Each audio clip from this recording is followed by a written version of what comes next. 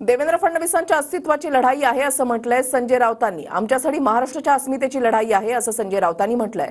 महाराष्ट्राच्या तुळशी वृंदावनातील भांग्याची रोपटी उपटून टाकणार असं राऊतांनी म्हटलेलं आहे।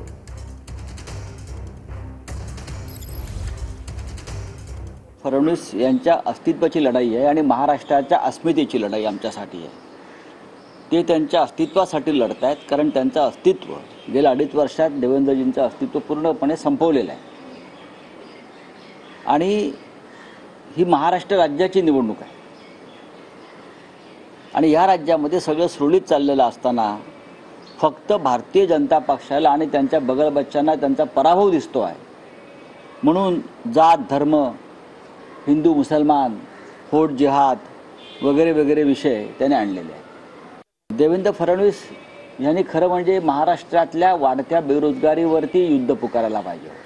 महाराष्ट्रातून जो उद्योग गुजरातला त्यांचेच नेते पळवून नेत आहेत आणि आमच्या तरुणांचा रोजगार हिरावून घेतला जातोय, त्याच्यावरती युद्ध पुकारायला पाहिजे। भारतीय जनता पक्षाच्या या नालायकपणाविरुद्धच महाराष्ट्राच्या 13 कोटी जनतेनं युद्ध पुकारलंय। त्याला तुम्ही जिहाद म्हणत असाल, आम्ही युद्ध पुकारलंय म्हणतो। देवेंद्र फडणवीस यांच्यासारख्या ज्या या महाराष्ट्राच्या राजकारणात वाढलेली जी रोपटी आहेत भांगेची या तुळशी वृंदावनात, ती ह्या वेळेला आम्ही उपटून टाकू।